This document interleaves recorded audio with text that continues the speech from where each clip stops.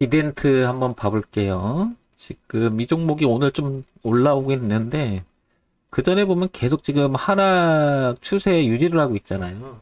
근데 이제 이 포털 사이트에서 찾아보고 여러 가지 흘러오는 얘기들 보시면 뭐 되게 말이 많아요. 그죠? 여기 보시면 뭐 블로그에서도 올라오고 뭐 얘기 나오죠. 뭐 뉴스, 비덴트 우리 가상화폐 주가 급등까지 뭐 이렇게 나오고요. 그죠?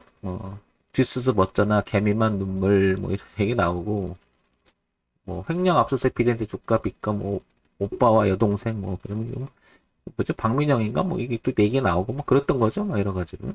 근데 저는 늘 이런 얘기를 하는 거예요. 무슨 얘기를 하는 거냐면 저런 데 신경 쓸 게 없어요. 항상 하는 얘기지만 이미 얘는 여기서 벗어나는 순간 그죠? 이 흐름이 여기서부터 벗어나기 시작했죠? 이렇게 대추세를 흐름을 벗어나면 제가 언젠가 말했지만 여기 보세요. 그죠?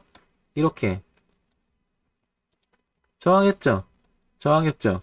지지였죠? 저항했죠?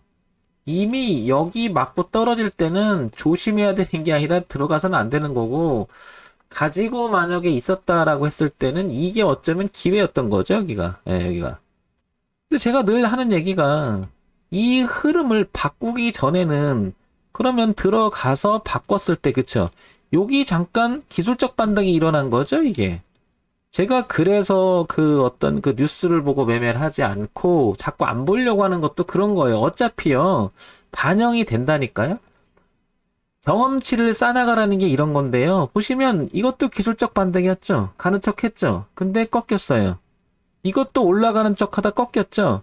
근데 큰 흐름을 보게 되면 이미 보시면 여기서부터 꺾죠. 꺾는 자리를 보게 되면 여기서부터 그죠. 근데 그 이후로 이 꺾은 자리를 극복을 못 하죠. 보세요. 제가 늘 얘기하죠. 흐름을 깨지기 시작하면 아니다. 기억하실 거 아니에요. 하도 얘기 드려갖고 그죠? 여기는 단기적으로 올라갈 수 있겠지만 꺾었죠. 여긴 아니죠. 그럼 지금 어떤 거예요? 여전히 내려가는 추세죠? 그러니까 소식이 어떤 소식이 있던 어떤 그건 잘 몰라요. 그걸 어떻게 알아요, 제가. 그죠? 뭐가 중요한 거예요?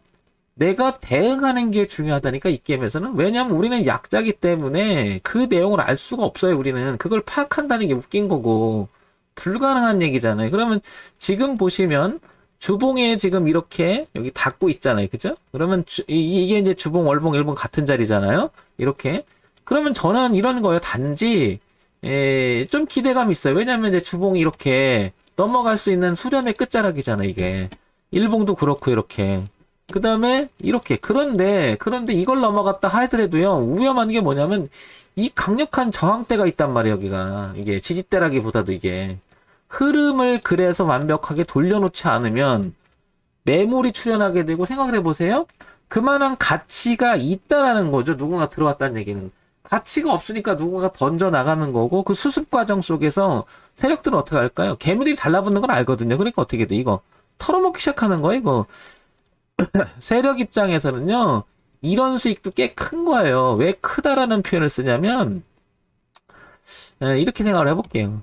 8,000원에서 16,000을 만들면 더블이죠.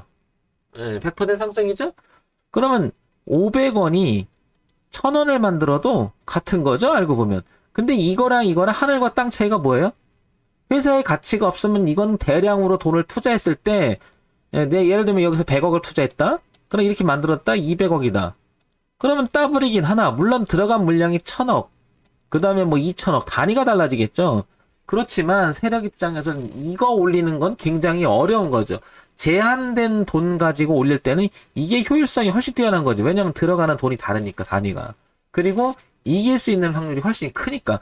근데 보시면, 이거 여러분들 생각하기에 정상적이에요? 이게? 그 뭐죠? 코로나 그거 붐 타고 한번 해먹은 거 아니에요.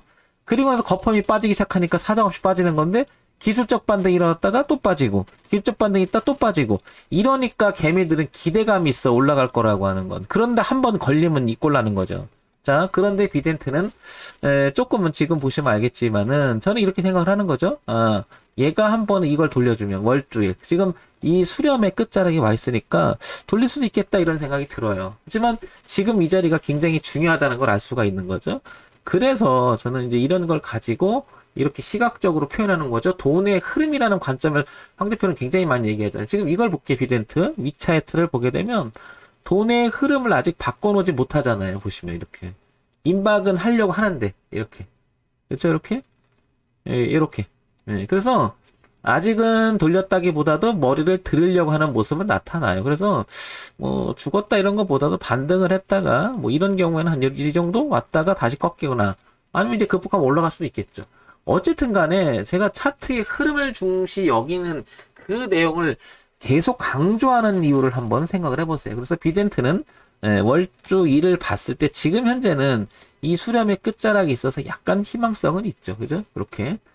그래서 기술적 반등을 노린다 이렇게 생각했을 때는 저는 이런 거 반드시 집중하죠. 반드시 집중하죠. 이런 거. 그러나 이 저항이 있다라는 걸 잊으면 안 돼요. 그러면 저 일대가 보면 6,000원에서 8,000원대라는 걸 알 수가 있는데 지금 4,000원대잖아요. 그럼 8,000원 정도만 가더라도 지금 현재 상황에서는 100% 상승 여력은 있다라는 거죠. 이래서 기술적 반등이 중요한 거예요. 이래서 뭐냐? 꺾였어요? 살렸어요. 꺾였어요? 살렸어요. 그죠? 꺾였어요. 살릴만 하려고 지금 노력 중인데 이거는 어떤 거예요? 크게 살릴 수 있는 거죠. 이건 부분을 살렸고 부분을 살렸는데 큰 거 보면 못 살려요. 보세요.